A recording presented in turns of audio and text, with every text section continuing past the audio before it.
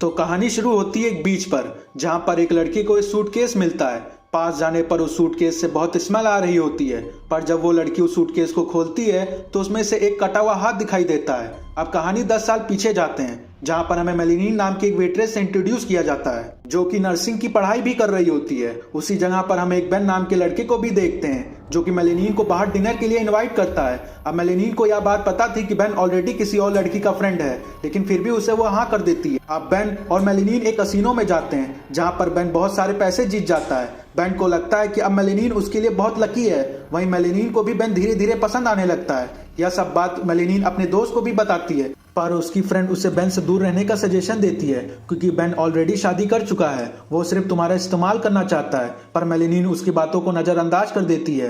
अब वक्त धीरे धीरे गुजरता है और उनका प्यार एक दूसरे के लिए भी बढ़ जाता है। अब वो दोनों एक ही घर में एक साथ रहने लगते हैं। और जब एक दिन बेन किसी काम से बाहर गया था, तभी बेन की रियल वाइफ मेलिनीन को मिलने आती है। वो मेलिनीन को समझाती है कि उसका पति कोई अच्छा इंसान नहीं है। वो ऑलरेडी ऐसा करके 2 से 3 लड़कियों के साथ चीट कर चुका है। फिर तभी वहां पर बेन आ जाता है। वो और मेलिनीन उस औरत को यहाँ से चले जाने को कहते हैं। अब हमें 5 साल बाद की कहानी बताई जाती है, जहाँ पर मेलिनीन एक बहुत बड़े हॉस्पिटल में एक नर्स थी, वहीं बेन एक रेप्यूटेड यूनिवर्सिटी में एक टीचर। इन दोनों की शादी भी हो चुकी होती है, जिनके अब 2 से 5 साल के बच्चे हैं। इन दोनों की लाइफ सही चल रही होती है, पर जब मेलिनीन को एक नया हाउस लेना था, जिसके लिए इन दोनों के पास पैसे नहीं होते हैं, क्योंकि अभी तक बेन की कसिनो में जाके पैसे उड़ाने का शौक नहीं खत्म हुआ होता है। कसिनो में बेन एक लड़की को पसंद आ चुकी होती है, जिसका मेलिनीन को कुछ वक्त बाद ही पता चल चुका होता है, क्योंकि बेन के पास उस एक लड़की के नाम के साथ उसका फोन नंबर भी मिलता है। अगले दिन हॉस्पिटल में वही लड़की अपना चेकअप कराने आती है। मेलिनीन उसे अपने बातों में फंसाकर उसे बेन के बारे में उसकी क्या फीलिंग है ये सब वो पता लगा लेती है।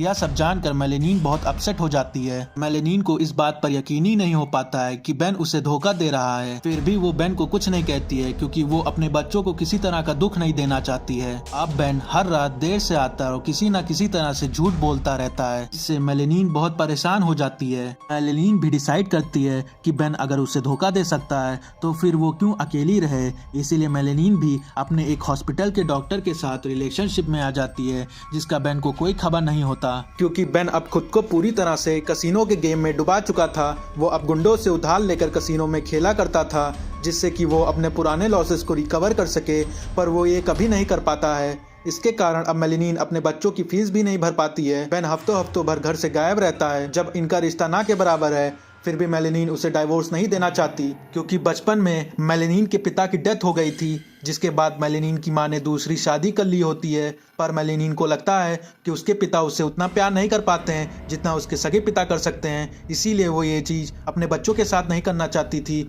अब ऐसा करते करते साल बीत जाते हैं। अब मेलिनीन को भी उसका नया घर मिलने वाला होता है, लेकिन उसके लिए उससे पैसों की ज़रूरत होती है, जो कि मेलिनीन के पास नहीं होता है। वहीं पर बेन अभी भी अपनी आदतों को नहीं छोड़ता है। एक दिन बेन के मोबाइल पर उसी लड़की का मैसेज आता है, जो कि उस रात में मिलने के लिए बुला रही होती।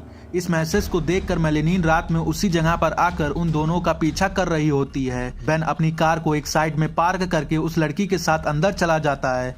मेलिनीन के पास उस कार की दूसरी चाबी होती है, इसीलिए वो बेन की कार को दूसरी जगह पार्क कर देती है। इससे बेन को पता चल जाता है कि मेलिनीन उसका पीछा कर रही है, इसीलिए वो घर आकर मेलिनीन पर बहुत नाराज होता है। इसीलिए मेलिनीन भी उससे बहुत नाराज हो जाती है। अगले दिन मेलिनीन हॉस्पिटल पहुंचकर उसी डॉक्टर की साइन की नकल कर रही होती है, जिससे वो रिलेशनशिप में होती है। ऐसे में वो क्यों कर रही होती है ये हमें आगे पता चलेगा। अब मेलिनीन को उसका नया घर किसी न किसी तरह से मिलने वाला होता है, जिससे वो बहुत खुश होती है।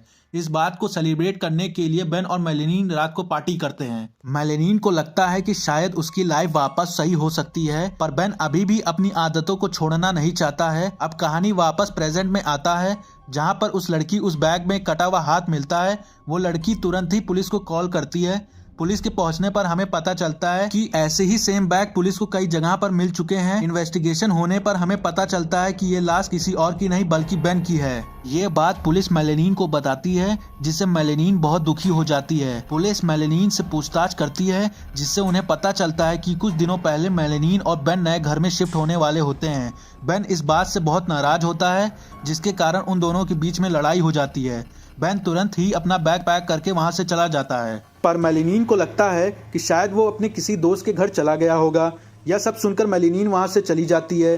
अब पुलिस इस केस पर इन्वेस्टिगेशन करना शुरू कर देती है। पहले वो बेन और मेलिनीन के घर जाकर तलाशी लेती है, जहां उन्हें उसी तरह का सूटकेस मिलता है जिसमें बेन की लाश मिलती है। मेलिनीन बताती है कि ऐसा सूटकेस उसके घर में बहुत सारे हैं, शायद इन्हीं में से एक बैग बेन ने अपने साथ लेकर चला गया होगा। और इन्वेस्टिगेशन से पुलिस को पता लगता है कि बेन की मौत के 2 दिन पहले मेलिनीन ने एक गन खरीदा होता है। और पुलिस का शक मेलिनीन पर तब और हो जाता है जब उन्हें पता चलता है कि बेन के शरीर पर पाई हुई गोलियां इसी गन की थी। पर मेलिनीन ने इस बात को इनकार करके ये बोला कि ये गन बेन अपने साथ उसी दिन लेकर चला गया था। पुलिस को मेलिनीन पर शक था, पर कोई सबूत न होने पर वो उसे कुछ नहीं कहते हैं। मेलिनीन उन्हें बताती है कि बेन बहुत से गैंगस्टर से पैसे उधार लिया था, क्या पता उन्होंने ही बेन को मार दिया हो। पर पुलिस को लगता है कि ये काम किसी गैंगस्टर का नहीं, ऐसे किसी इंसान का है जो बेन से हद से ज्यादा नफरत करता हो, क्योंकि बेन को बहुत बुरी तरह से मारा गया था, जो कि कोई आम इंसान सोच भी नहीं सकता। इनकी बहन को भी लगता है कि बेन की मौत की जिम्मेदार मेलिनीन ही होगी, इसीलिए ये बात मेलिनीन की बहन ने पुलिस को बता देती है कि कई सालों से उन दोनों में बहुत अनबन रहता था। इन सालों में बेन से मेलिनीन बहुत ज्यादा नफरत करने लगती है। यह सब सुनकर पुलिस का शक मेलिनीन पर और भी ज्यादा हो जाता है। और कुछ दिनों बाद ही पुलिस को बेन की कार मिलती है, जिसमें बेन के कुछ खून के धब्बे कार में मिलते हैं।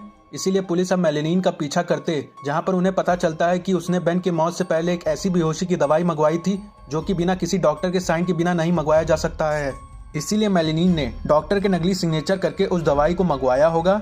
इन सभी सबूतों से पुलिस ने यह सोचा कि जिस रात बेन और मेलिनीन ने अपने नए घर के लिए पार्टी किए थे, उस दिन मेलिनीन ने बेन के ड्रिंक में उस दवाई को मिला दिया होगा और सुबह अपने बच्चों को स्कूल छोड़कर उसी गन से बेन को मार दिया होगा और उसके बॉडी को काट कर कई बैग में रखकर फेंक दिया होगा और बेन की गाड़ी को सी साइड में छोड़ दिया होगा। यह सारी बातें पुलिस कोर्ट में पेश करती है।